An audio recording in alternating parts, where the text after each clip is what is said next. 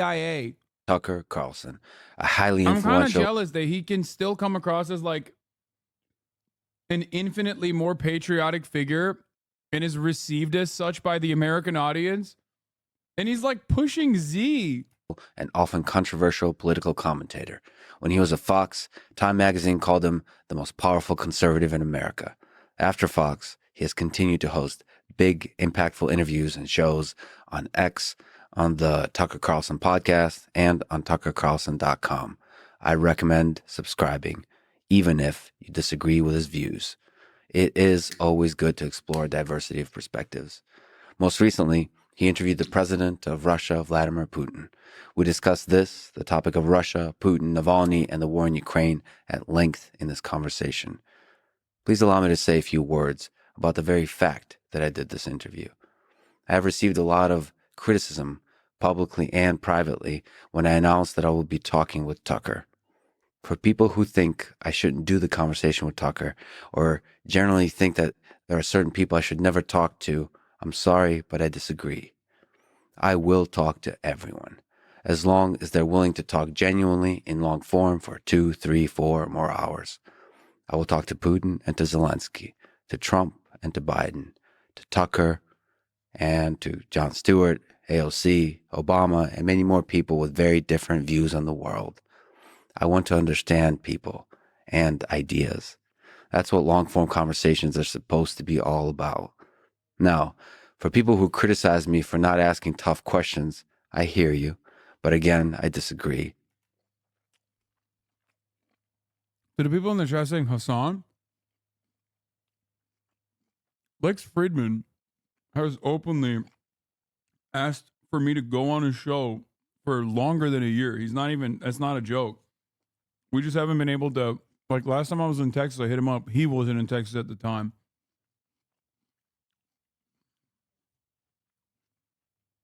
Maybe next time I'm in Texas, I'll do it.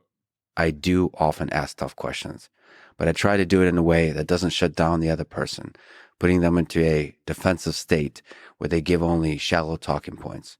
Instead, I'm looking always for the expression of genuinely held ideas and the deep roots of those ideas. When done well, this gives us a chance to really hear out the guest and to begin to understand what and how they think. And I trust the intelligence of you, the listener, to make up your own mind, to see through the bullshit, to the degree there's bullshit, and to see to the heart of the person. Sometimes I fail at this, but I'll continue working my ass off to improve.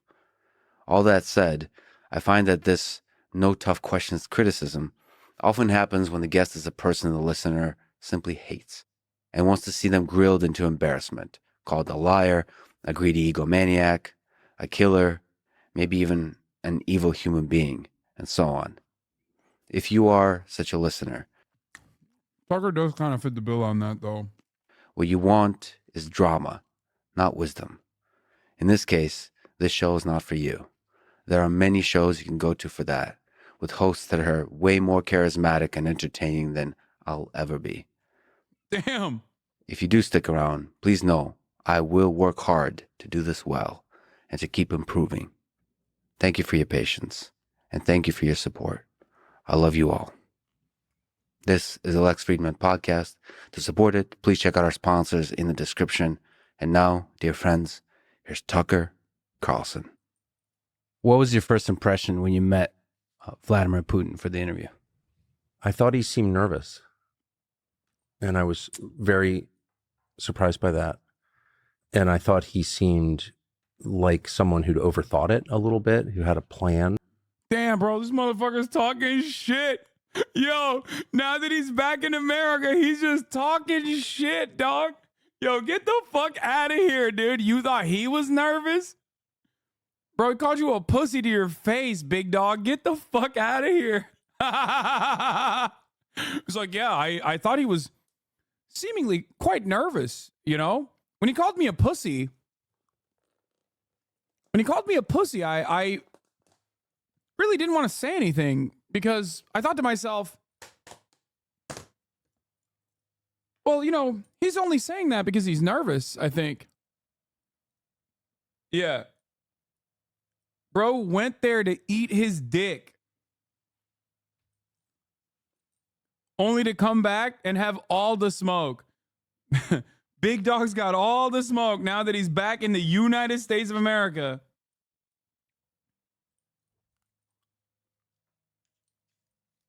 That's crazy.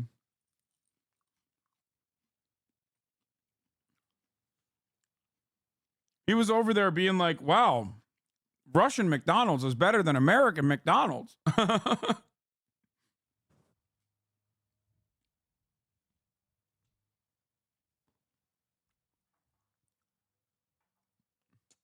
That's crazy. And I don't think that's the right way to go into any interview. My strong sense, having done a lot of them for a long time, is that it's better to know what you think, to say, you know, as much as you can, honestly, so you don't get confused by your own lies, and just to be yourself. And I thought that he went into it like an overprepared student, and I kept thinking, why is he nervous? But you know, I guess because he thought a lot of people were going to see it. But he was also Bro, he is literally talking shit from outside of the room. Oh my God. This is literally the shower thoughts. Oh my God. This is the shower thoughts, bro. Oh my God. He's doing the, oh dude, I would have fucking kicked his ass. And he knew it too. That's why he's sneak dissing our boy Vladdy Poo. Listen, man. Listen, he got fucking Navalny in Europe. He can get you too, bitch. Why are you hating from outside the club? Look out for open windows, man. probably prepared to give you a full lesson in history, as he did. Well, I was totally shocked by that and very annoyed because I thought he was filibustering. I thought he would. I mean, I asked him, as I usually do, the most obvious, dumbest question ever, which is, you know, why'd you do this? And he had said in a speech that I think is worth reading. I don't speak Russian, so I haven't heard it in the original, but he had said at the moment of the beginning of the war, he had given this address to Russians in which he explained to the fullest extent we have seen so far why he was doing this. And he said in that speech, I fear that NATO, the West, the United States, the Biden administration will preemptively attack us. And I thought, well, that's interesting. I mean, I can't evaluate whether that's a fear rooted in reality or one rooted in paranoia, but I thought, wow, Bro, that's an answer right there. That is such Israel shit, by the way. That's literally what Israel did. God, Putin want to be Israel so bad. And so I alluded to that in my question, and rather than answering it, he went off on this long, from my perspective, kind of tiresome, sort of greatest hits of Russian history. And the implication, I thought, was, well, Ukraine is ours, or Eastern Ukraine is ours already. And I thought he was doing that to avoid answering the question. So, you know, the last thing you want when you're interviewing someone is to get rolled. And I didn't want to be rolled. So I, a couple of times, interrupted him politely, I thought, but he wasn't having it. And then I thought, you know what? I'm not here to prove that I'm a great interviewer. It's kind of not about me. I want to know who this guy is. I think a Western audience, a global audience, has a right to know more about the guy. And so just let him talk, you know, because it's not, you know, I don't feel like my reputation's on the line. People have already drawn conclusions about me, I suppose, to the extent they have. I'm not interested really in those conclusions anyway. So just let him talk. And so I calmed down and just let him talk. And in retrospect, I thought that was really, really interesting. You know, whether you agree with it or not, or whether you think it's relevant to the war in Ukraine or not, that was his answer. And so it's inherently significant. Bro really said he was too shitty to join the CIA. Okay? To your face. He rolled you. Ken? Well, you said he was nervous. Were you nervous? Were you afraid? This is Vladimir Putin. Well, I wasn't afraid at all. And I wasn't nervous at all. Did you drink tea beforehand? No, I did my normal regimen of nicotine pouches and coffee. Mm-hmm. No, I'm not a tea drinker. I tried not to eat, you know, all the sweets they put in front of us, which is that is my weakness, is eating crap. But you eat a lot of sugar before, as you know, before an interview, and it does dull you. So I successfully resisted that. But I wasn't nervous. I wasn't nervous the whole time I was there. Why would I be?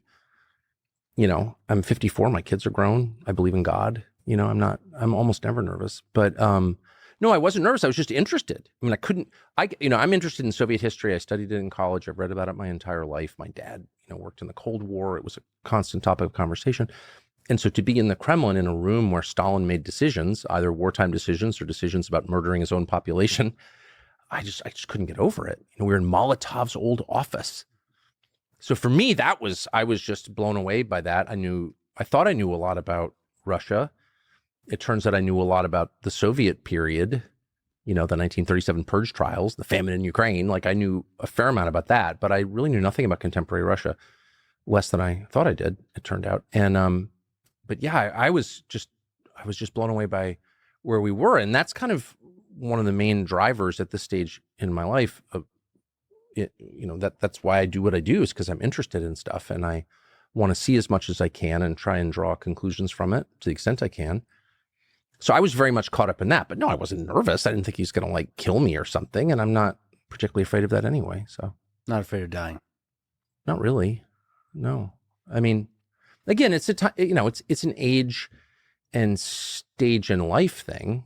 I mean, I've 4 children. So there were times when they were little where I was terrified of dying, because if I died, it would have huge consequences. But no, I mean, at this point, I don't want to die. I'm really enjoying my life, but I've been with the same girl for 40 years, and I have 4 children who I'm extremely close to. Well, now 5, a daughter-in-law, and I love them all. I'm really close to them. I tell them I love them every day.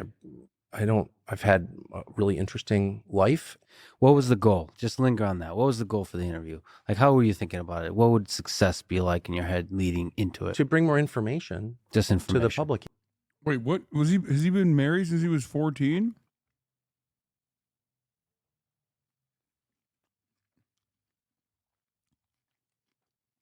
He said he's been married for 40 years. And he said he's 54. The fuck? I guess maybe his high school sweetheart? Yeah, that's it. I mean, I have really strong feelings about what's happening not just in Ukraine or Russia, but around the world. I think the world is resetting to the grave disadvantage of the United States. I don't think most Americans are aware of that at all. And so that's my view, and I've stated it many times because it's sincere.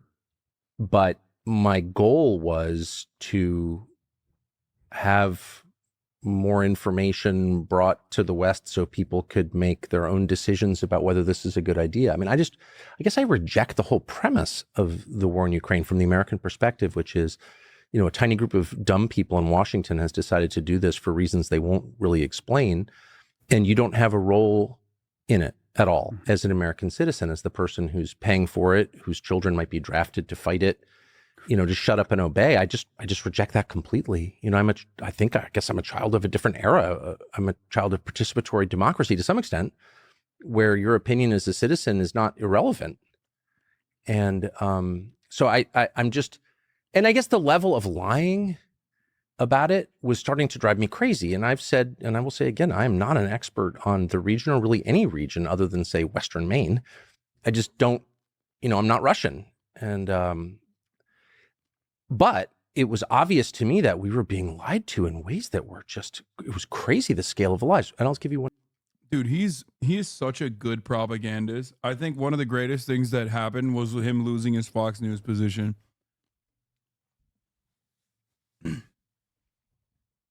He is really fucking good at doing propaganda, no matter what it is. I despise him for that reason, but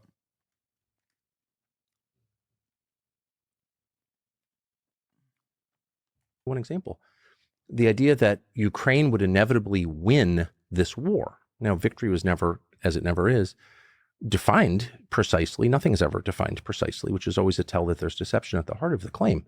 But Ukraine's on the verge of winning. Well, I don't know. I mean, I'm hardly a tactician or a military expert. For the 5th time, I'm not an expert on Russia or Ukraine. I just look at what you literally said it was the end of his career when he got off Fox, and I was right. Wait, that was a major W for me, brother. You think Tucker Carlson is popping? He went from fucking bullying Kevin McCarthy to literally talking to the Duluth Dyson, a guy whose claim is that he sucked Obama's cock. What do you mean? Yeah, sure, he fucking interviewed Vladimir Putin with a one-off. But if you think that he has like legitimate pull,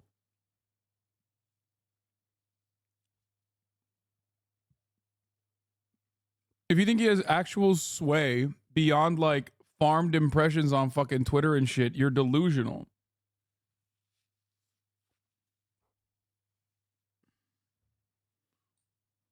Oh, did you think I meant him leaving Fox was the best? And Chowder thought you meant for Tucker? Oh, no. I was saying like the best for America in general. Like it's good that such a dangerous propagandist does not have as prominent of a platform. Wikipedia. Russia has 100 million more people than Ukraine. 100 million. It has much deeper industrial capacity, war material capacity than all of NATO combined. For example, Russia is turning out artillery shells, which are significant in a ground war, at a ratio of 7-1 compared to all NATO countries combined. That's all of Europe. Russia is producing 7 times the artillery shells as all of Europe combined? What? That's an amazing fact. And it turns out to be a really significant fact. In fact, the significant fact. But if you ask your average person in this country, even a fairly well-informed person of good faith who's just trying to understand what's going on, who's going to win this war? Well, Ukraine's going to win. They're on the right side. And they think that because our media, who really just do serve the interests of the U.S. government, period, they are state media in that sense, have told them that for over 2 years. And I was in Hungary last summer talking to the prime minister, Viktor Orban, who's whatever you think of him, is a very smart guy, like smart on a scale that we're not used to in our leaders. And I said to him off camera, so is Ukraine going to win? And he looked at me like I was deranged, or I was congenitally, deficient. Are they going to win? No, of course they can't win. It's tiny compared to Russia. Russia has a wartime economy. Ukraine doesn't really have an economy. No, look at the populations. He was like, looked at me like I was stupid. And I said to him, I think most Americans believe that because NBC News and CNN and all the news channels, all of them tell them that because it's framed exclusively in moral terms and it's Churchill versus Hitler. And of course, Churchill's going to prevail in the end. And it's just so dishonest that it doesn't even matter what I want to happen or what I think ought to happen. That's a distortion of what is happening. Wait, what do you want to happen? I want to know. Please, Lex, ask him a question, dog. What the fuck? And if I have any job at all, which I sort of don't actually at this point, but if I do have a job, it's to just try to be honest. And that's a lie. There is a more nuanced discussion about what winning. Like, listen, Lick. Let me tell you something, all right? There is perhaps no better testament to the fact that Vladimir Putin is not interested in denazification than having literally a fucking American Nazi in his goddamn house and not denazifying, okay? Obviously, it was not real. Obviously, the denazification argument was always bullshit, right? But this should probably end that conversation entirely. The denazification conversation.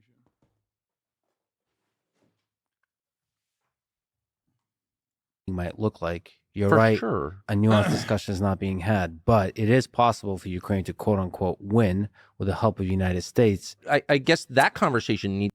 If he fucking denazified Tucker, I'd reconsider my stance. I'd be like, maybe he's honest about this denazification shit, bro. Maybe I'm pushing Z. Who knows?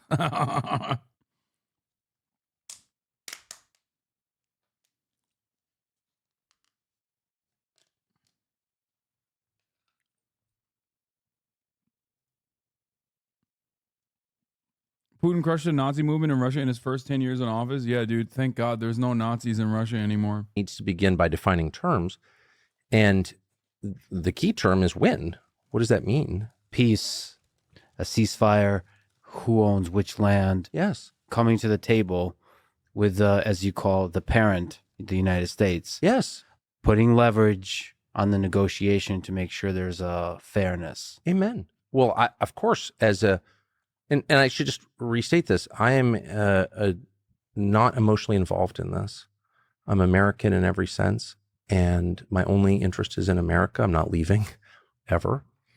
And so I'm looking at this purely from our perspective, what's good for us.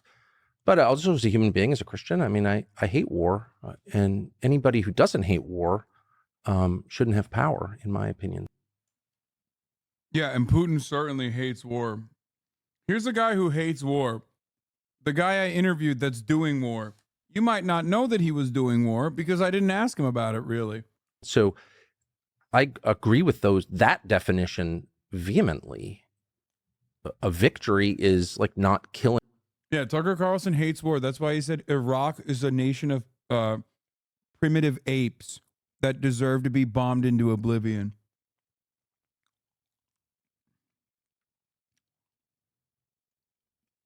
Now he's running the anti-Iraq war narrative now. But that's because he's literally fucking a propagandist. Killing an entire generation of your population.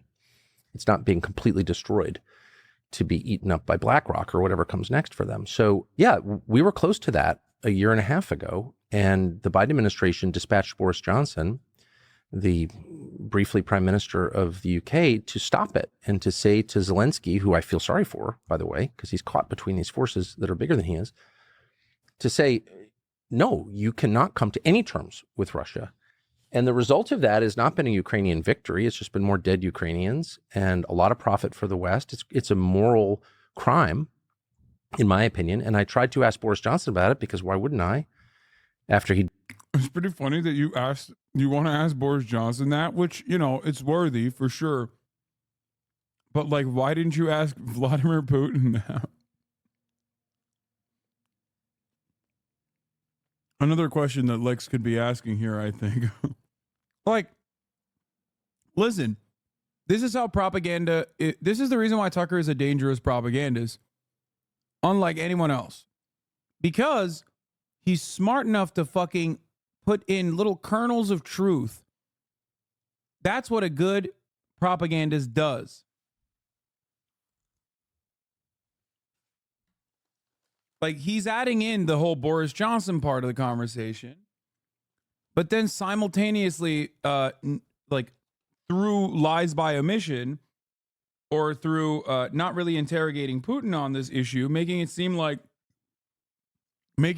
as though this is like a purely one-sided affair. It's not.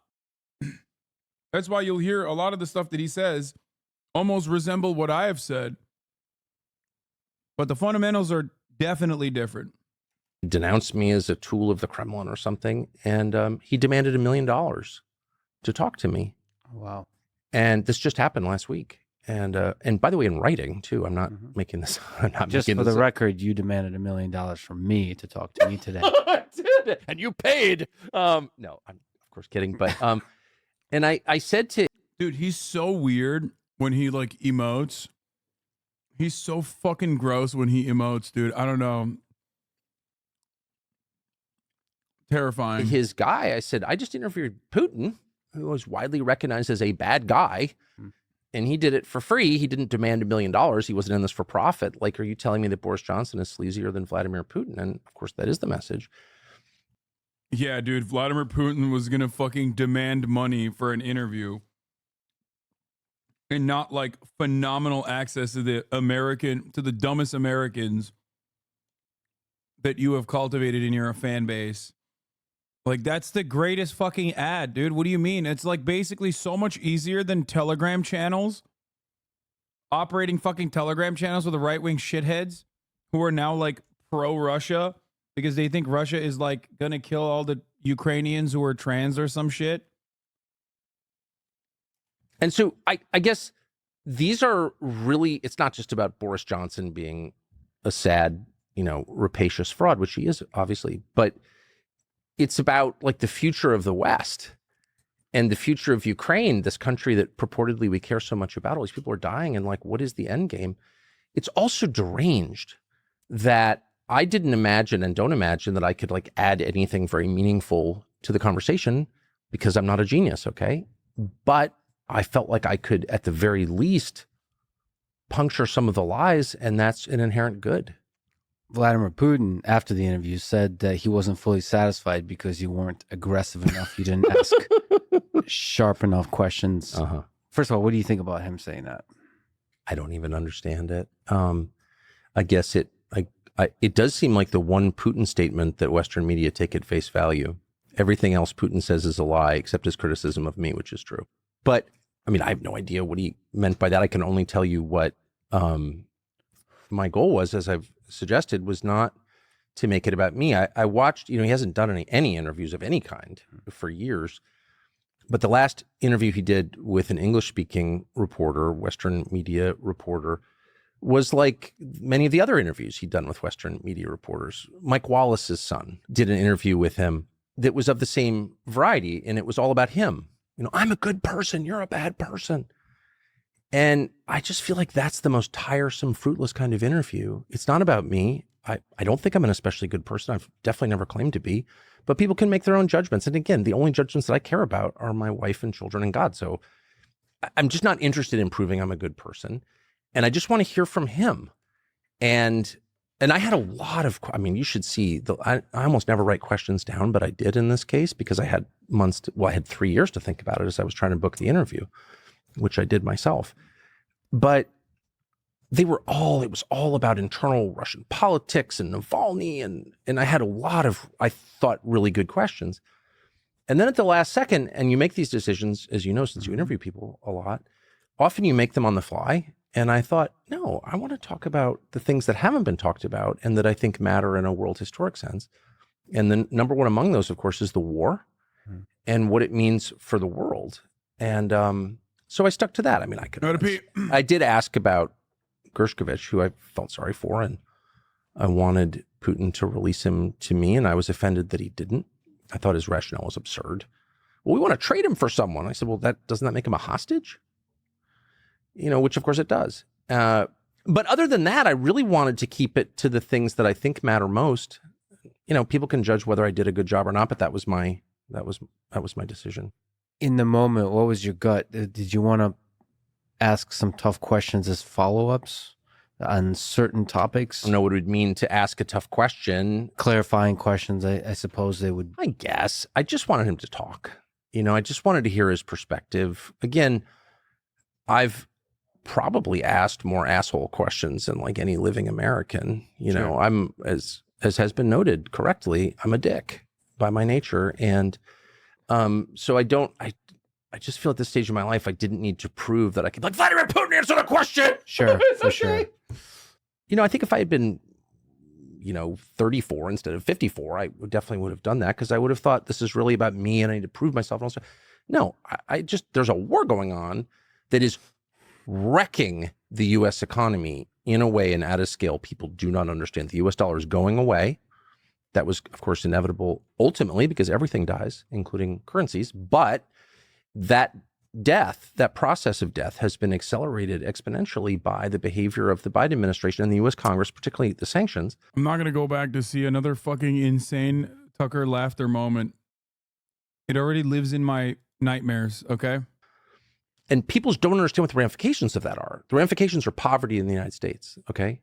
So I just wanted to get to that because I'm coming at this from not a global perspective. I'm coming at it from an American perspective. So you mentioned Navalny. Mm-hmm.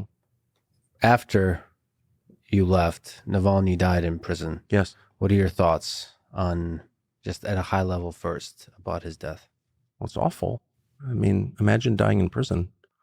I've thought about it a lot. I've known a lot of people in prison, a lot, including some very good friends of mine. So I felt instantly. Who the fuck's he talking about that he knows in prison, bro? Dinesh D'Souza? Like, what the fuck?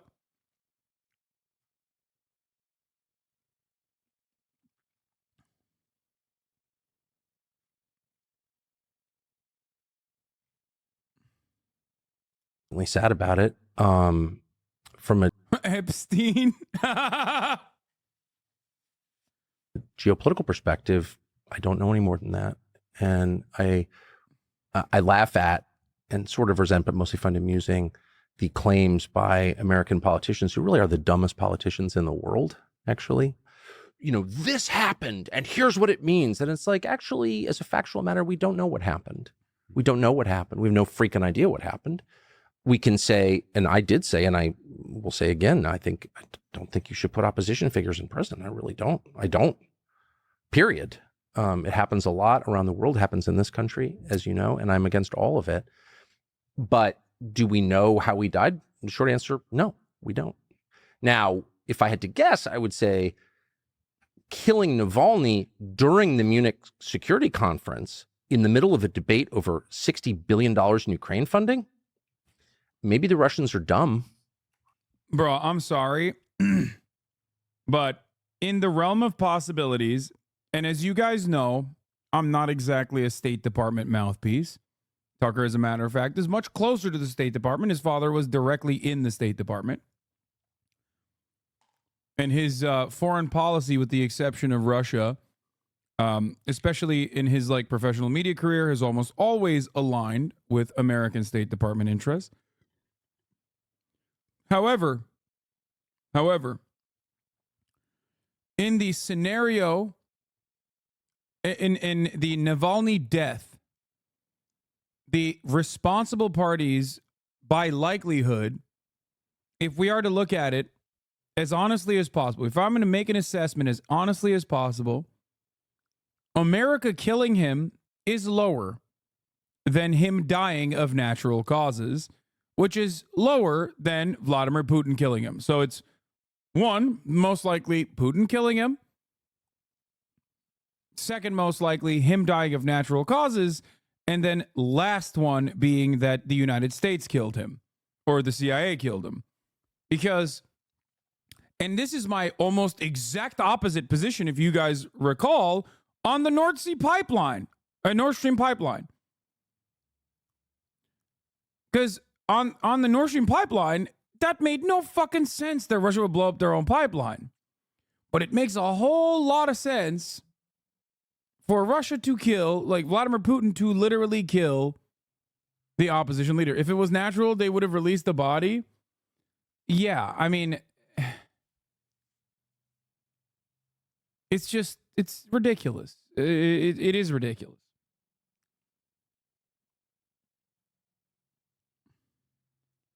I didn't get that vibe at all.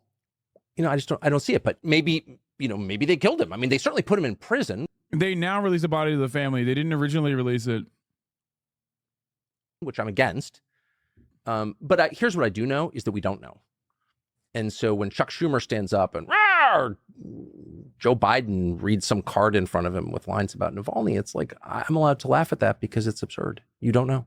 There's a lot of interesting ideas about if he was killed, who killed him. Yeah. Because it could be Putin. It could be somebody in Russia who's not Putin. Yeah. It could be Ukrainians because it would benefit. Bro, come on. That's even, okay, never mind. I thought my three arguments that I gave were pretty honest. Okay? Especially when you factor in like the likelihood, the likelihood of the responsible party. I feel like Lex is just going nutty here by adding like additional stuff, like Ukrainians killed him. It's like, yeah, it could have been Hamas that killed him. At the war, they killed Dugin's daughter in Moscow. So yeah, it's possible. And it could be, I mean, the United States could also be involved. I don't think we kill people in other countries to affect election outcomes. Oh, wait. No, we do it a lot and have for 80 years, and it's shameful. I can say that as an American because it's my money in my name. It was Hunter Biden. It was Hunter Biden. Wait, how are you going to fucking sit across from the guy who was literally there at the moment of his death? What if it was Tucker who killed him? Bro, you said Ukraine might have killed him. Why would Ukraine kill the major opposition? Like when the guy invading their country, sure, Navalny himself is also not exactly too fond of Ukraine as far as I understand. And his opposition to the Ukrainian war is just like as much as he can get like garner Western support or whatever. But still, I feel like the people that are more interested in killing him, if we're looking at people who suspiciously were in Russia at the time, why not Tucker? Yeah, I'm really offended by that. And I never thought that was true. And I spent, again, I'm much older than you. And so I spent my worldview was defined by the Cold War. And very much in the house I lived in Georgetown, in Washington, D.C., that's what we talked about. And and the left at the time. Yeah, I wonder why. Because your dad was a fucking CIA agent, bro. I don't know, the wacko MIT professor who I never had any respect for, who I know you've interviewed, etc. Like the hard left was always saying, well, the United States government is interfering in other elections. And I just dismissed that completely out of hand as stupid and actually a slander against my country. But it turned out to all be true, or substantially true anyway. And that's been a real shock for me in middle age to understand that. But anyway, as to Navalny, look, I don't know. But we should always proceed on the basis of what we do know, which is to say on the basis of truth, knowable truth. And if you have an entire policymaking apparatus that is making the biggest decisions on the face of the planet on the basis of things that are bullshit or lies. I'll admit, I do have so much envy for two reasons. One, there are definitely more, in totality, more Americans who think Tucker is a truthful journalist, honest to God, seeking the truth at all times, than there are of people who think that of me. That's number one. And the second reason why I'm fucking envious is that he gets to fucking be America bad. And no matter how far he goes, where he literally is like, Russia is better than America. I love Russia. Russia is the best country. Literally better than the United States of America. Even the McDonald's hamburgers are better in Russia. And they still think he's a fucking patriot. Meanwhile, I'm over here like, bro, America should get healthcare. It would be nice to spend money on healthcare instead of fucking, murdering brown children. And everyone's like, you hate America. Why don't you go fucking join Hamas? Your name sounds like Hamas anyway, HasanAbi.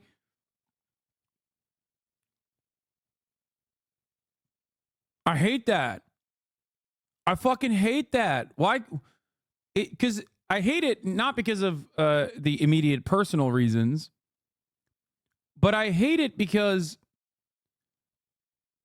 it spells, like, it shows me how Americans view patriotism and like honor and caring for their fellow citizens. They only see it from the framework of like death dealing overseas and white supremacy. Like, the more white supremacist you are, the more patriotic you are, brother. It's like, if you are anti-white supremacy, you're anti-America.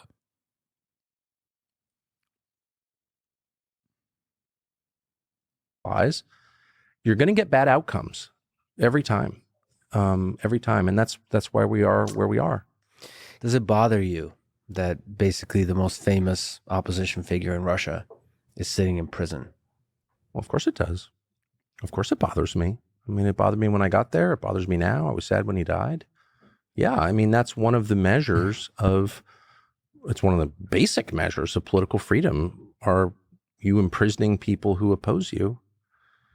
Are you imprisoning people who pose a physical risk to you? I mean, there's some subjective decision-making involved in these things. However, big picture, yeah. Do you have opposition leaders in jail? It's not a politically free society, and Russia isn't, obviously. And as I said, a friend of mine from childhood, an American, actually, who's a wonderful person, lives in Russia Moscow with his Russian wife. And I had dinner with him. He's a very balanced guy, totally non-political person. And speaks Russian and loves his many Russian children. 100p oligarch. Okay. Or wait, was he American and married into Russia? And loves the culture. And there's a lot to love. The culture that produced Tolstoy. It's not a gas station with nuclear weapons. Sorry. Only a moron would say that. It's a very deep culture. I don't fully understand it, of course, but I admire it. Who wouldn't? But I asked him, like, what's it like living here? And he goes, it's great. Moscow is a great city, indisputably. He said, you don't want to get involved in Russian politics. And I said, what? He said, well, you could get hurt. You could wind up like Navalny if you did. But also it's just too complicated. Oh my God, dude. Dude, the standards are fucking insane. Like, Russia is up to snuff, is up to, now at least, the standards of like a Western nation. Okay? If you're a firm, committed believer of like liberal capitalist democracy, hand waving away things like murdering political opposition leaders is a little bit wild, especially when you only talk about it when you're comparing it to Donald Trump and how Donald Trump himself is being politically persecuted in a similar vein to Navalny by Joe Brandon. It's like, where is the standard? Like, when I talk about one-party governance in China and compare it to the duopoly, the false, the fallacy of choice that we give to in the United States of America, there's at least a consistent thorough line there. Like, it's consistent. Both of these countries are operating as a uniparty with very little care or consideration for democratic perspectives or the perspectives of the majority. At least as far as I understand it and as far as I've seen it with respect to China, the Chinese citizens are more favorable of their government as long as they don't get censored or run afoul of government perspectives. Now that in and of itself is still unimaginably cruel. That is absolutely unacceptable. I would not ever believe that to be fair and just in the United States of America, and I don't think it's fair and just in China either. What you're mad about is baseline privilege because his fans are genuinely delusional and will listen and repeat anything. They don't scrutinize him.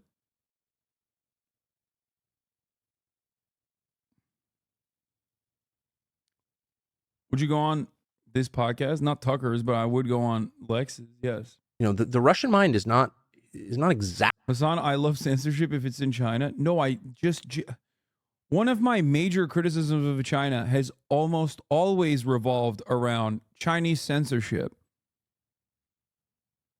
Especially because it's especially important for me because I come from a country with no freedom of speech.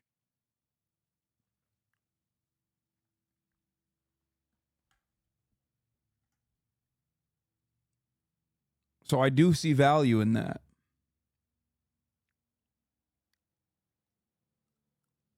What do you think his goal is with all this Russia shit? I don't know. Maybe just...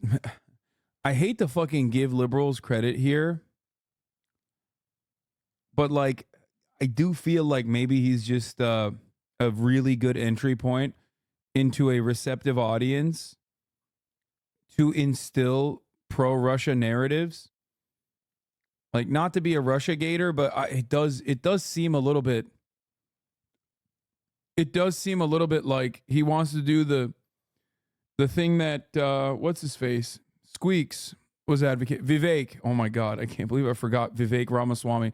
That's how fucking unbelievably irrelevant he was throughout that entire fucking process. Day one. Maybe he's like angling it and like Russia will be our ally in the war against China type shit.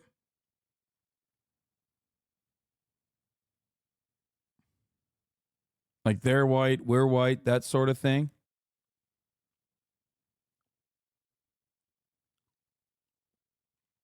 You got that from the chat? You got that take from the chat? What take?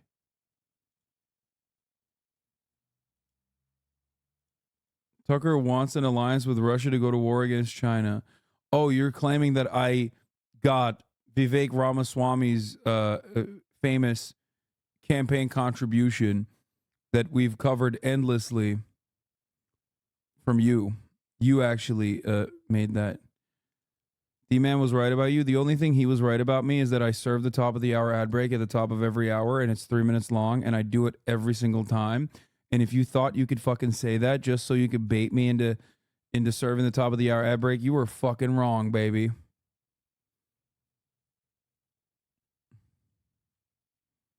Yep.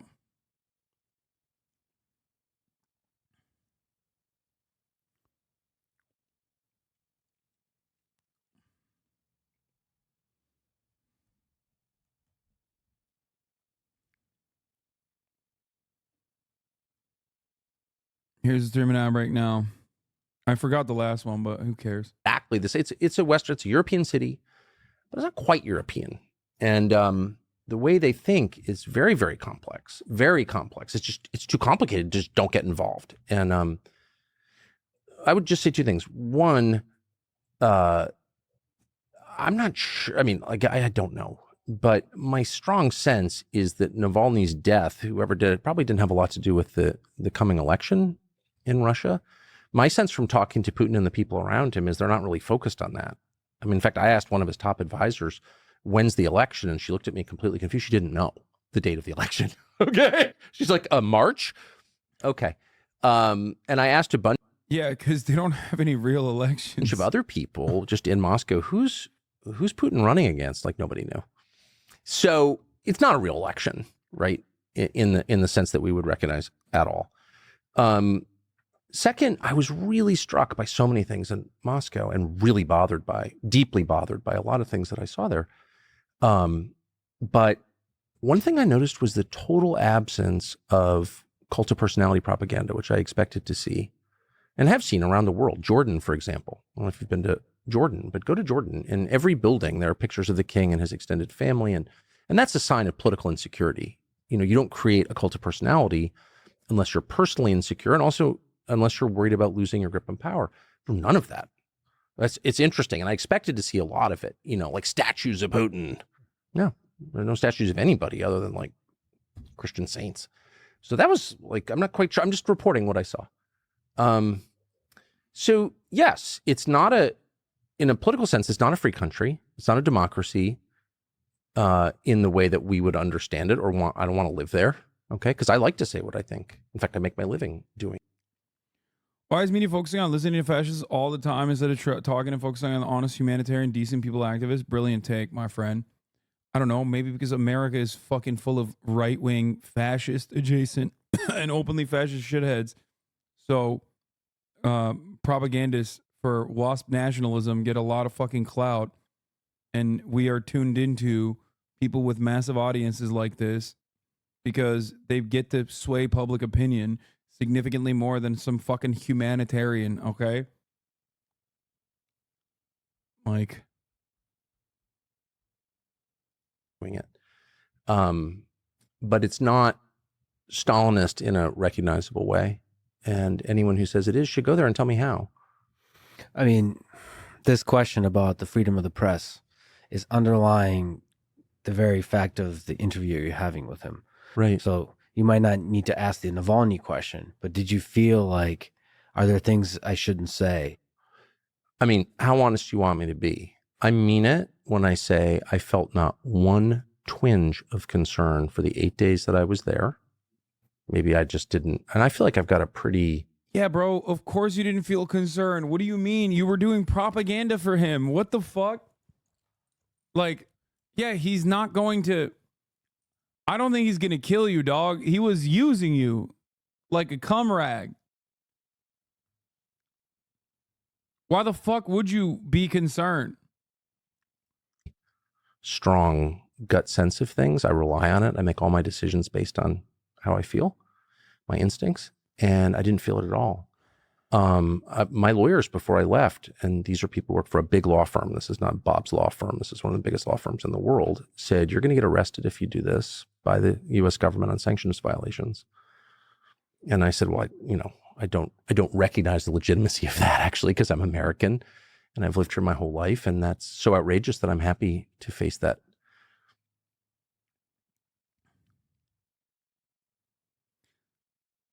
Okay, dude.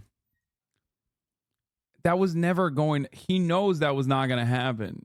And of course it wasn't going to happen. And it didn't happen. Like, that's... The American government only has smoke for actual whistleblowers. That's it. Don't do it, Tucker. America's going to kill you, not Russia. It's like, yeah, of course. That risk because I so reject the premise. Okay. I'm an American. I should be able to talk to anyone I want to. And I plan to exercise that freedom, which I think I was born with. And I gave them this long lecture. They're like, we're just lawyers. But that was, it was let me put it this way. I don't know how much you dealt with lawyers, but it costs many thousands of dollars to get a conclusion like that. Like they sent a whole bunch of their summer associates or whatever. They put a lot of people on this question, checked a lot of precedent. And they sent me a 10-page memo on it. And their sincere conclusion was, do not do this. And of course it made me mad. So I was lecturing on the phone and I had another call with the head lawyer. And he said, well, look, a lot will depend on the questions that you ask Putin. Mm-hmm. If you're seen as too nice to him, thank you for the 10 you could get gifted, arrested Anonymous. when you come back. And I was like, you're describing a fascist country, okay? You're saying that the U.S. government will arrest me if I don't ask the questions they want asked? That's what you're saying? Well, we just think based on what's happened that's possible. Look, notice how he's like, I wasn't afraid for my safety in Russia, but I was afraid for my safety in America. Listen, I am the most anti-America guy you're going to see in the United States of America for actual shit that America does wrong. Okay? But if we're having a fucking arresting political dissenters competition, like, come on, dog. Russia absolutely has got that shit locked down. It's like one of the few areas, like America is really fucked up with its criminal justice system. After all, we have a horrifying process and we have the #1 prisoner per capita. Okay? #1 prisoner per capita population on the planet. Having said that, however, as far as like arresting people or making them disappear for political dissent, it does happen in the United States of America. It has definitely happened as far as like assassinating political leaders that disrupt the delicate hierarchies that we've desperately tried to prop up.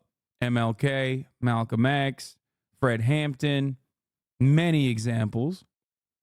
Okay.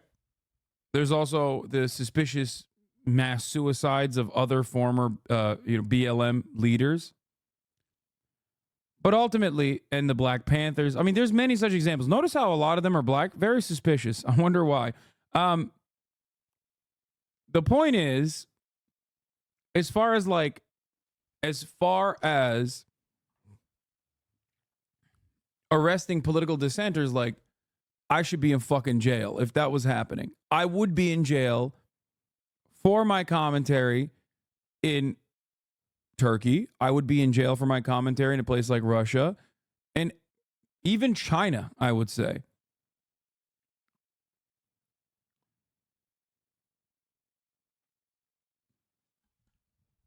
I'd be in jail in many other countries. I am not in jail in the United States of America. Now, why am I not in jail in the United States of America? Because what I say is nowhere near as disruptive in the United States of America. Lol, you're an asset to the current establishment. Yes, that's what I meant. It's because I'm a fucking CIA agent, dude. That's why. Me and every one of your favorite podcasters from TrueAnon to Chapo, we're all CIA assets. You are certainly not due for your lithium prescription. Yeah, famously. Or the much more likely reason is that I am not disruptive to the powers that be. I'm not disruptive enough because America is the hegemonic superpower. So it has the comfort. It has the comfort of not caring about political dissent internally. It's not because like they cherish liberalism of that sort.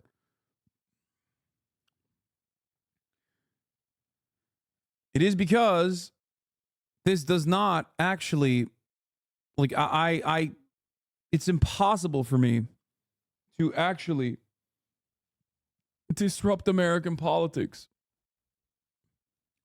in the way that things currently, stand.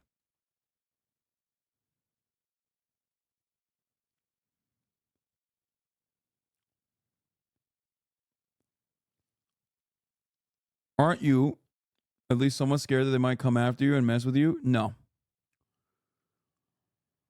I'm not. I'm more afraid of Amazon than I am of the United States government.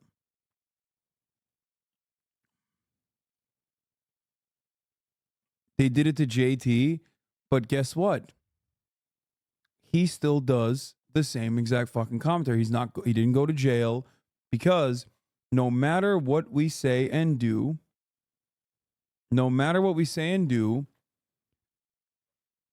the way that the structure works is so fucking powerful, so overwhelmingly powerful that we're not even a blip on their radar. JT is second thought.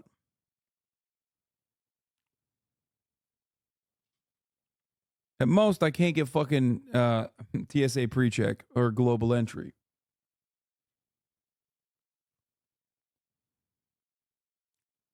Possible. And so I'm just telling you what happened. So you were okay being arrested in Moscow? I didn't think I was arrested in. I didn't think for a second. I mean, maybe look, I don't speak Russian. I'd never been there before. Mm-hmm. Everything about the culture was brand new to me. You know, ignorance does protect you, sort of, when you have no freaking idea what's going on. You're not worried about it. Like, this has happened to me many times. There's a principle there that extends throughout life. Do you not attribute the stochastic harassment you endure to the U.S. government, dog? I'm not sure I agree with you here.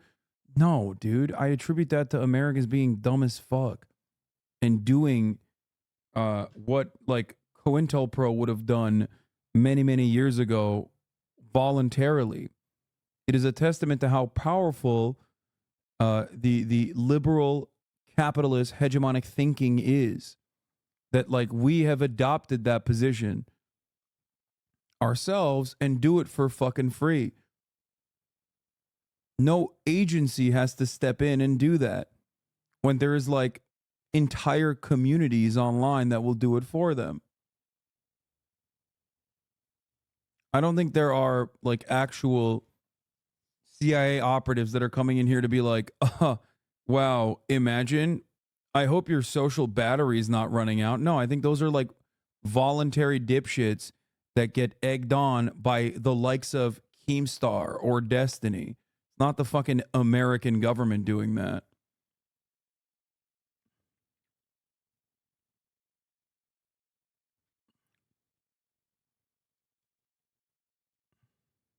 So it's completely possible that I was in grave peril and didn't know it. Because, like, how would I know it? You know, I'm like a bumbling English speaker from California.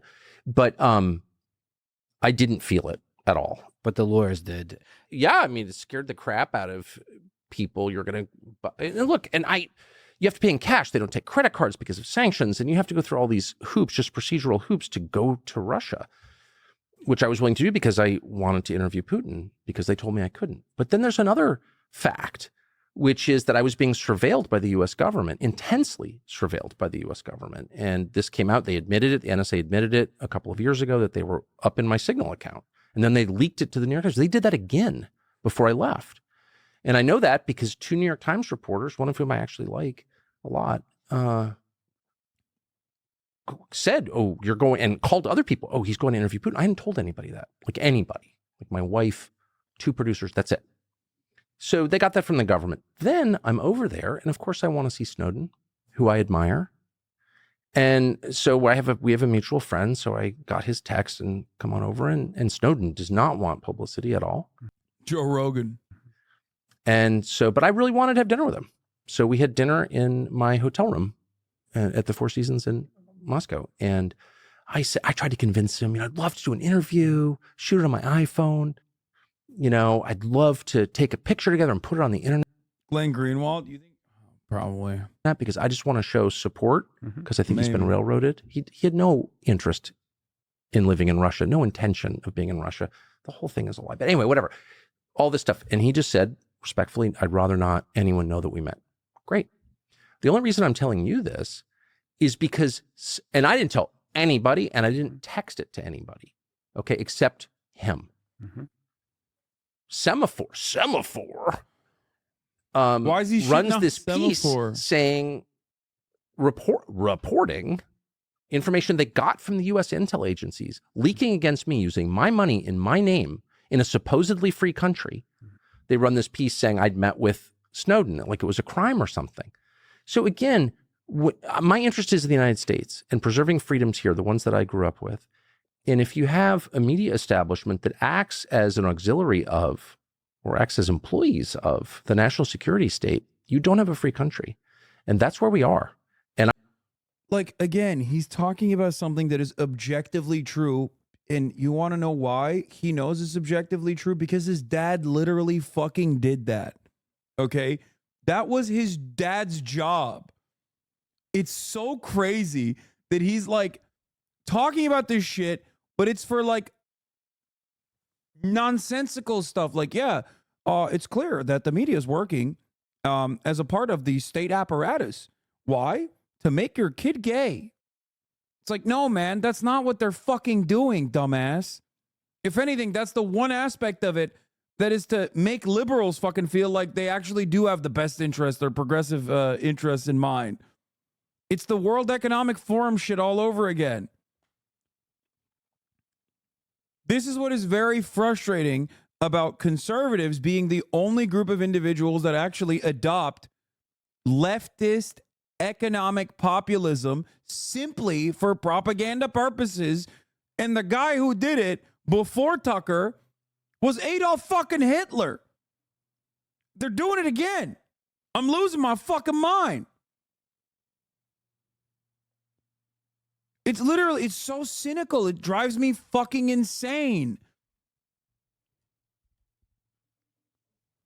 That's why they're called National Socialists. Wait, who is that guy? Adolf Hitler? He's a guy. Just some dude.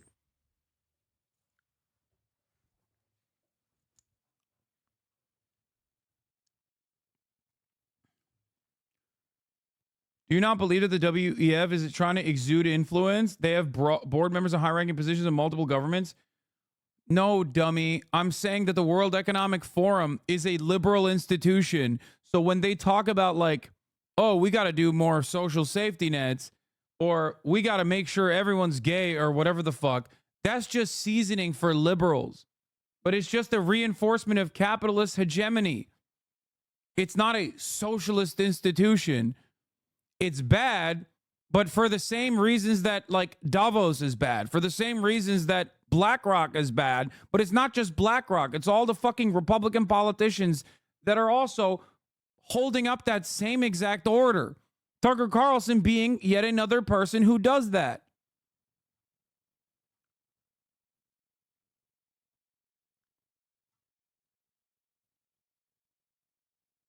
That's what's frustrating, that like right-wingers would be like, yeah, I hate Big Pharma, which is why I'm voting for the Republican Party. The fuck? Bro, the reason why you hate Big Pharma is because of the Republican Party and the liberals as well, certainly, but goddamn, dude.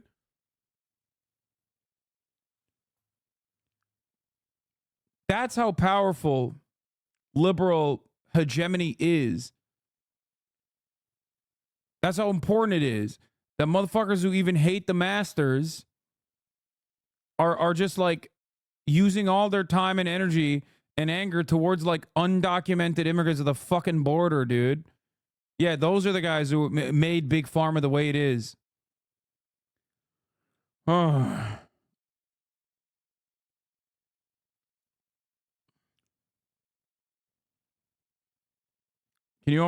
Can you talk about how always looking for bad guys to blame instead of recognizing the logics of systems such as neoliberalism and imperialism is reactionary and leads to diagonalism such as Tucker and Bannon, such as the ones that Tucker and Bannon stoke? I mean, yeah, if you're not looking at the structures and recognizing that this is designed this way. Bro, you yapping so hard. Is there anyone on Twitch with political content that I can go over to?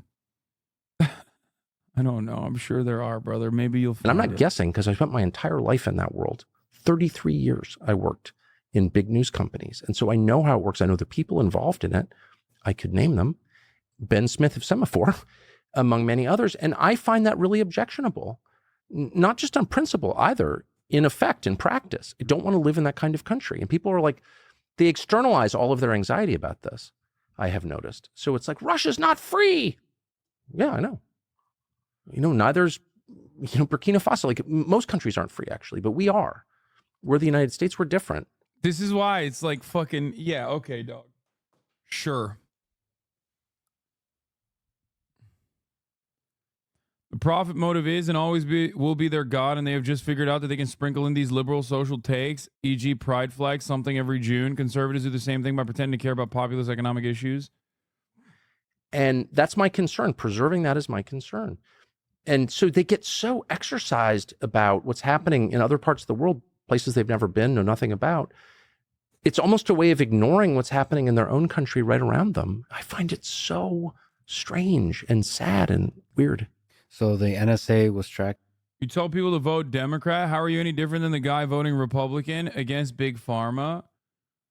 Well, at least the fucking Democratic Party, to a certain degree, lies about being anti-Big Pharma.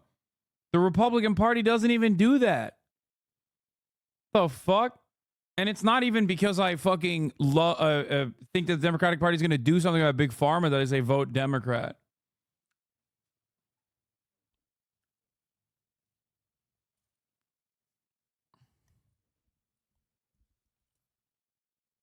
Tracking you? Do you think CIA was? Is people still tracking you? Look, one of the things I did before I went, just because of the business. Also, I think he wasn't here for the past like 4 hours out of the 6 where I was just like absolutely comstering the Democratic Party.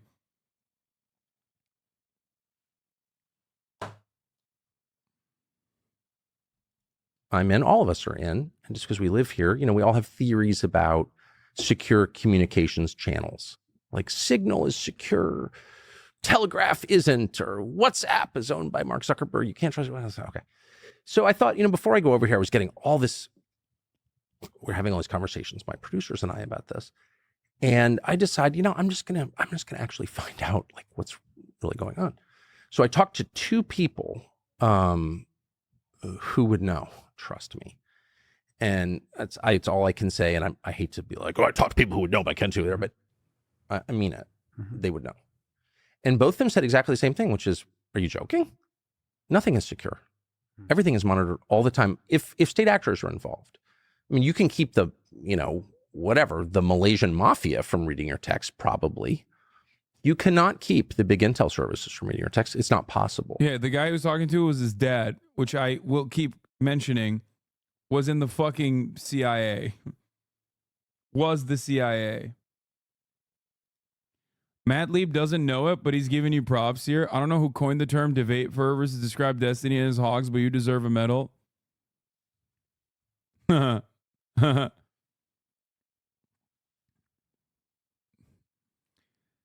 is a good take. That's a retweet, baby.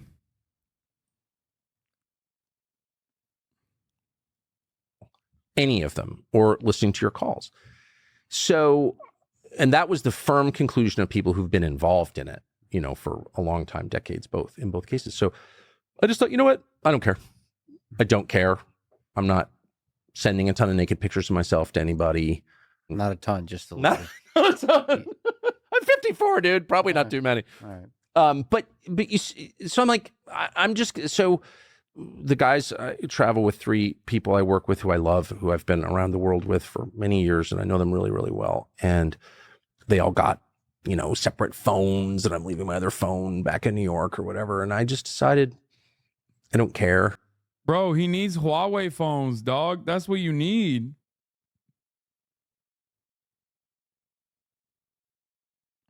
Little does he know. Actually, and I resent having to no privacy, because privacy is a prerequisite for freedom. But I can't change it, and so I have the same surveilled cell phone. And I do switch them out because there it is. Because if you have too much spyware on your phone, this is true, it wrecks the battery.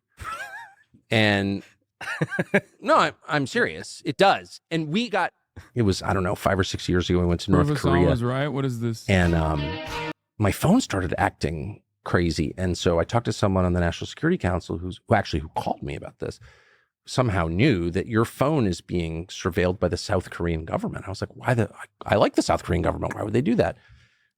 Because they want more information. They thought I was talking to Trump or whatever.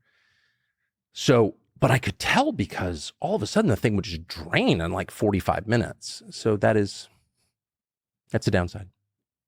So you keep switching phones, getting new phones for the battery life. That's good. Yeah, I mean, I try not to do it. I'm kind of flinty Yankee type in some ways, so I don't like to spend $1,000 with a freaking Apple corporation too often. But yeah, I do. I mean, you say it lightly, but it's really troublesome that you as a journalist would be tracked. Well, they leaked it to Semaphore and they leaked it to the New York Times. Look, I would even put up, well, there's nothing I can do, so I have to put up with everything, okay?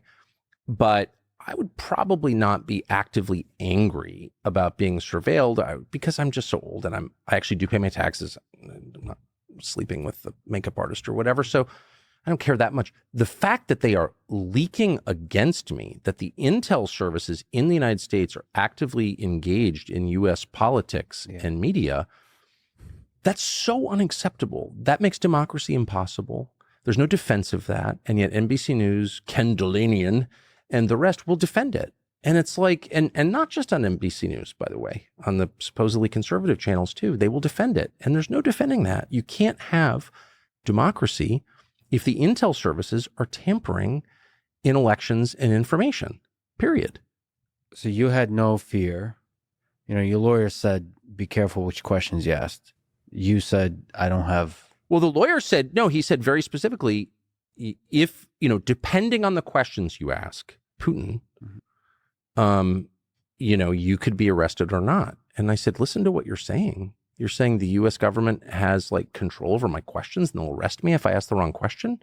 Like, how are we better than Putin if that's true? And by the way, that's just what the lawyer said, but I can't overstate one of the biggest law firms in the United States, smart lawyers we've used for years. So I was really shocked by it. You said leaders kill, leaders lie. Yeah. I don't believe in leaders very much. Like this whole Zelensky's Jesus and Putin's Satan. It's like, no, they're all leaders of countries. Okay. Like, grow up a little bit, you child. Have you ever met a leader? Like first of all, anyone who seeks power. Have you ever met a leader? Yeah, no, dude. I have not. What the fuck? No, I have not met a leader. What the fuck? He just said that so casually. Like, does bro think we're meeting global leaders like on a regular basis? What the fuck?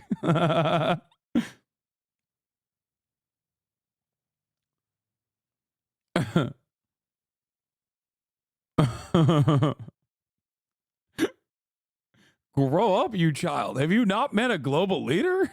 Power is damaged morally, in my opinion. You shouldn't be seeking power. You can't seek power or wealth for its own sake and remain a decent person. That's just true.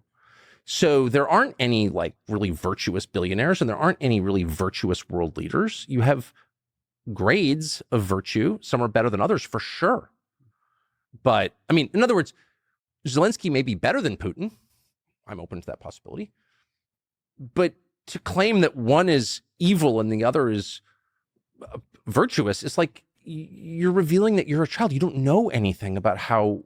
I hate that he's not wrong. I just fucking, like I said, I think I despise Tucker Carlson more when I agree with him.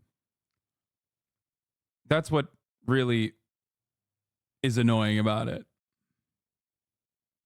The world actually is, or what reality is. Like That's quite a realist perspective, but there is a spectrum. There's a spectrum. Absolutely. I'm not saying they're all the same. They're not. And our task is to figure out where on the spectrum they lie. And the leader's task is to confuse us and convince us they're one of the good guys. Of course.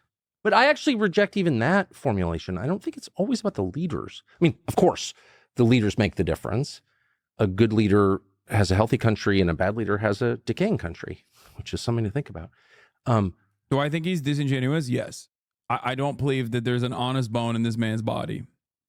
Yes. I think he is a profoundly cynical American, white Anglo-Saxon Protestant nationalist, a WASP nationalist through and through. And I do I do think that he says everything for a purpose. He's a master manipulator. And I do think that he has like, he's dangerous because I do think that he is less of a mercenary and more of a ideologically minded person, in the sense that, like, I think he's doing, or maybe he is still a mercenary. I don't know. I used to think his economic populism was an act specifically to launder, because he knows that that act, especially when coming from the right, will read very well to an infinitely more receptive audience, because they've already welcomed him in. They're always going to be charitable to him. So when you have that level of charitability in the Republican right, you can get away with saying truthful things and people will be like, oh yeah, he is right, actually. And he's right about this, so he's definitely right about the immigrants are coming in to rape our daughters take. As a matter of fact, I think the immigrants are coming in to rape our daughters take is the reason why they are more charitable to him. But ultimately, I think he cares more about the nationalism aspect significantly more than he cares about the economic left-wing populist aspect. He doesn't care about that at all, as a matter of fact. I think he's just a talking point. Yeah, he's a very savvy racist. But it's about the ideas and the policies and the practical effect of things. So we're very much caught up in the personalities of various leaders, not just our political leaders, but our business leaders, our cultural leaders. Are they good people? Do they have the right thoughts? It's like, no, I ask a much more basic question. What are the fruits of their behavior? And I always make it personal because I think everything is personal. Does his wife respect him? Do his children respect him? How are they doing? Is the country he runs thriving, or is it falling apart? If your life... Okay, see, this is why it's not grounded in like dialectics at all.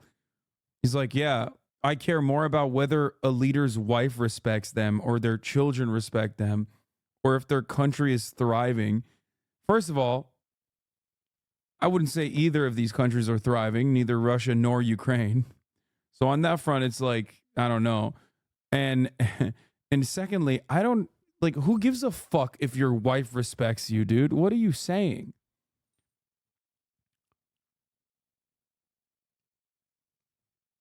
That's why everything falls apart. Expectancy is going So he likes Xi by that logic? Yeah, he hates Xi. down. If your suicide rate is going up, if you're... That was my unironic favorite part of that interview, where he was like, he had to sit there and talk about how sick China is. That, and also the part where Putin straight up to his face was like, said that he was too stupid to join the CIA, that the CIA rejected him.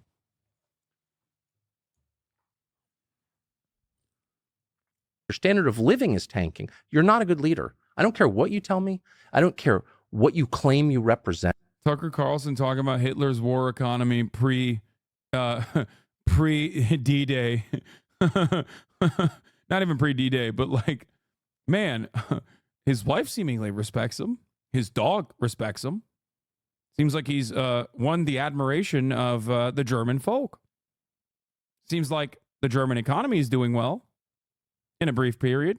Many are saying it's just for a brief period, but perhaps Hitler was a respected individual by Tucker Carlson's standards. 1932 to 1938.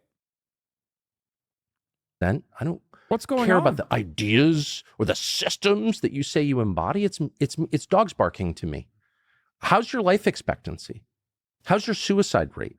What's drug use like? Are people having children?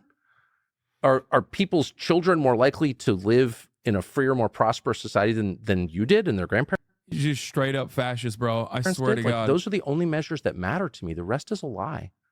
But anyway, the point is, we just get so obsessed with like the theater around people or people, and we miss the bigger things that are happening, and we allow ourselves to be deceived into thinking that what doesn't matter at all matters, that moral victories are all that matters. No, actually, facts on the ground victories matter more than anything. I mean, you certainly see it in this country. Black Lives Matter, for example. How many black people did that help? It hurt a lot of black people, but in the end, we should be able to measure it. You know, like how many black people have died by gunfire in the 4 years since George Floyd died. Well, the number's gone way, way up. And that was a Black Lives Matter operation, defund the police. So I think we can See? Told you. He brings you in with all this other shit, and then he hits the notes that he actually cares about. Pure fascist demagogue right there. That's what he actually gives a shit about. Okay? say, as a factual matter, a data-based matter, Black Lives Matter didn't help black people. And if it did, tell me how. Well, these are important moral victories. I'm over that. It's like Black Lives Matter was instantly robbed of any kind of radical revolutionary politics it might have had by first the Democratic Party. It was neutered by the Democratic Party, and it was still destroyed by the Republicans regardless. The entire goal overall was to greatly offer police accountability against all people, by the way, not just black people, regardless of what the dumbass white supremacist grifters say. And he's like, yeah, it didn't happen. It went nowhere. It's like, yeah, you're right. That's their fault. I guess him and Barack Obama are on board on that line of not liking BLM. That's just another lie, a long litany of lies. So I try to see the rest of the world that way. But more than anything, I try to see world events through the lens of an American, because I am one. And what does this mean for us? And it's not even the war, it's the sanctions that will forever change the United States. It'd be nice if Lex here would cut in and be like, well, regardless of the actual, like, Tucker, I want to know what your position is. Do you think that their goals ultimately, because you're saying, like, regardless of the moral victory or whatever, do you think that those goals were justifiable? What do you think BLM's goals were? Because its failure is apparent, but its failure is caused by the fact that it was against the dominant white supremacist hierarchy.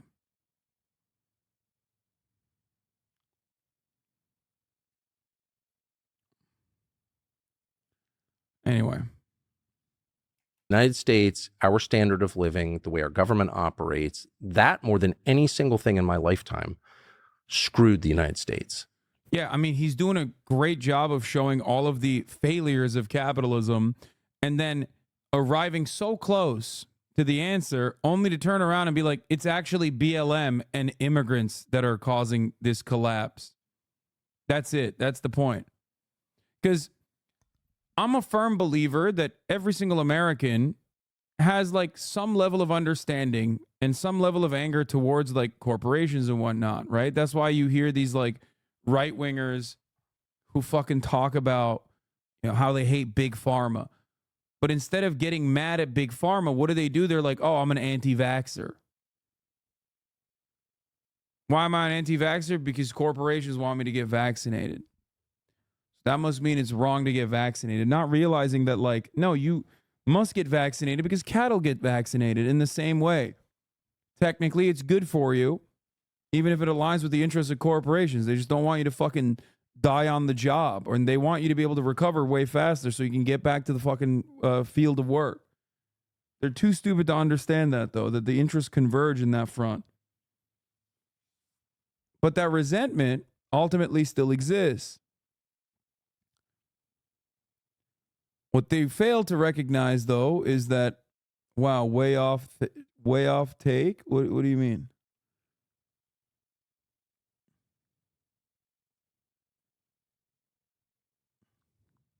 What was off about that? I think ultimately,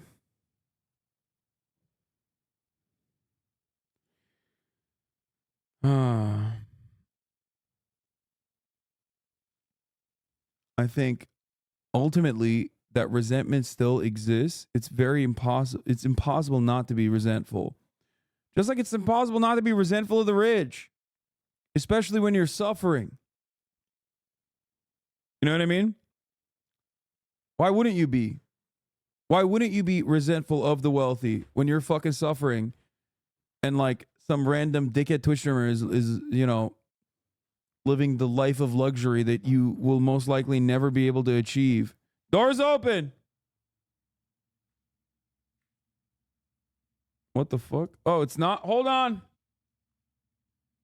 Aren't you a multimillionaire? Yes, dumbass. I'm talking about myself. I'm talking about someone, multimillionaire. I'm talking about someone who is well off in comparison to the average person. Doors open now. Oh, sorry. Talking about why people have resentment towards people who are affluent, people who are wealthy. I understand that resentment. My point is, you're getting upset at the wrong person. You're getting upset at someone who, despite his successes, is still telling you how the structures are and why you're in the particular conditions that you're in and how you can at least make material changes in your life that'll be a little bit better for you. Okay? Why are you doing that? Because I'm accessible.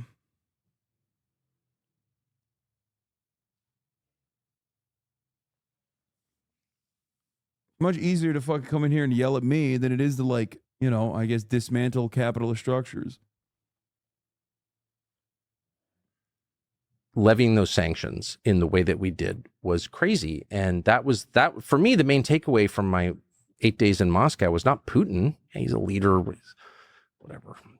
None of them are that different, actually, in my pretty extensive experience. No, it was Moscow. That blew my mind. I was not prepared for that at all. And I thought I knew a lot about Moscow. My dad worked there on and off in the 80s and 90s because he's a U.S. government employee, and he was always coming back. Why won't he say CIA, man? Your dad was CIA. Moscow, it's a nightmare and all this stuff, no electricity. I got there almost exactly 2 years after sanctions, totally cut off from Western financial systems, kicked out of SWIFT, can't use U.S. dollars, no banking, no credit cards. And that city, just factually, I'm not endorsing the system, I'm not endorsing the whole country. I didn't go to Lake Baikal. You know, I didn't go to Turkmenistan. I just went to Moscow, largest city in Europe, 13 million people. I drove all around it.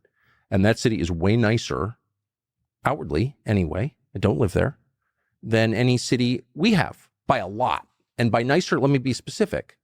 No graffiti, no homeless, no people using drugs in the street, totally tidy, no garbage on the ground. And I do think it's kind of wild where he talks about Russia and he talks about how there's like no drugs and no poverty. I didn't see it. It's like fucking going unironically. I know that this is the Daily Show joke, but it is like going to fucking DPRK and being like, dude, no, like people are eating fucking hamburgers every day. Like the DPRK is doing significantly better, all things considered, in comparison to where it was during periods of mass famine, and their conditions are the way they are as a consequence of global sanctions and American imperialism. Having said that, however, you're only doing propaganda if you fucking, you know, you're doing left book style propaganda for DPRK.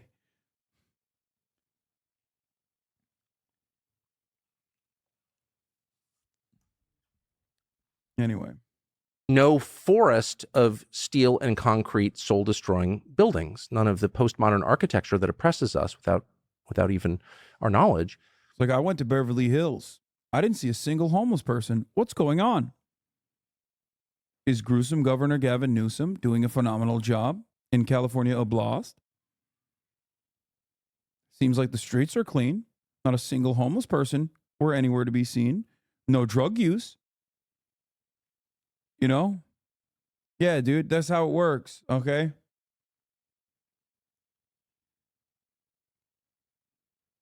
That's how it fucking works, dog. None of that crap. It's a truly beautiful city. And that's not an endorsement of Putin. And by the way, it didn't make me love Putin. It made me hate my own leaders. Because I grew up in a country that had cities kind of like that were nice cities. that were safe, and we don't have that anymore. And What? how did that happen?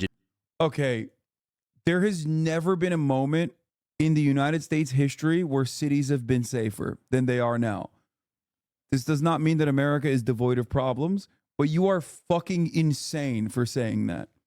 There has never been a single moment. The safest moment for living in a city is right now. And an even safer moment will be a year from now if things continue the way that they are. That is fucking delusional. Holy shit.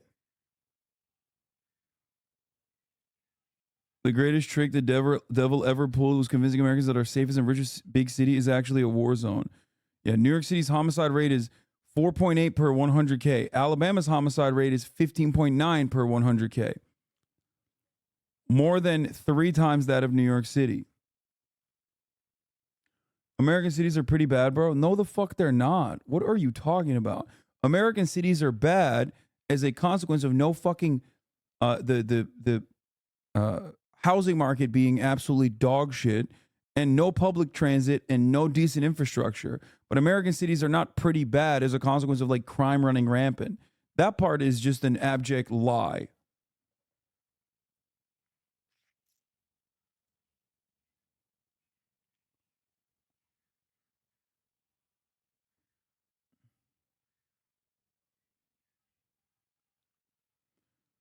Small towns are total shitholes that have been sold this myth that their small town values kept them safe from big city problems. Yeah.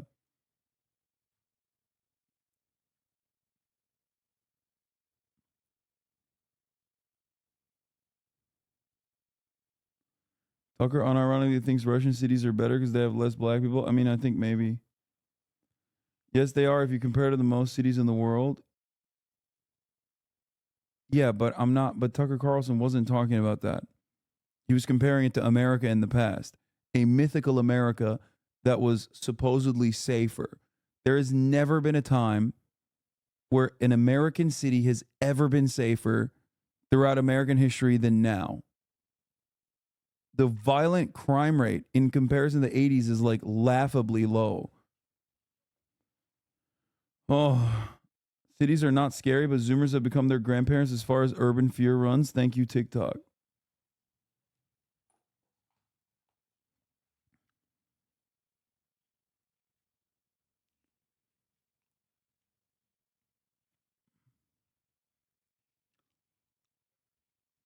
People think seeing a homeless person, like visible poverty, is an immediate indication of like massive amounts of crime. Okay? That's ridiculous. It is a crime against humanity. The fact that there are so many fucking homeless people due to the housing market. But it is not a crime in the way that you understand it.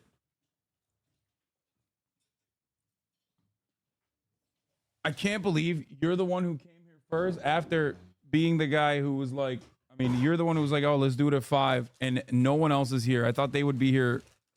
Austin was here earlier. You can't believe that? I can believe it, actually. As a matter of fact, that's the most believable thing. Thank you. American cities are the way they are because of the change of how the U.S. thought about cities in the 1940s after World War II. We're talking about Tucker Carlson. Oh, just a little light stuff, huh? Just some little light commentary. Hi, Kaya. What's up, chat? Let's talk about dick. We can. Will's here. We are going to be doing. Oh, baby, got a broken rib. Thank you. We have. Love you. We're gonna be doing the Fear Am podcast early this week because Austin wants to take a vacation. Wow.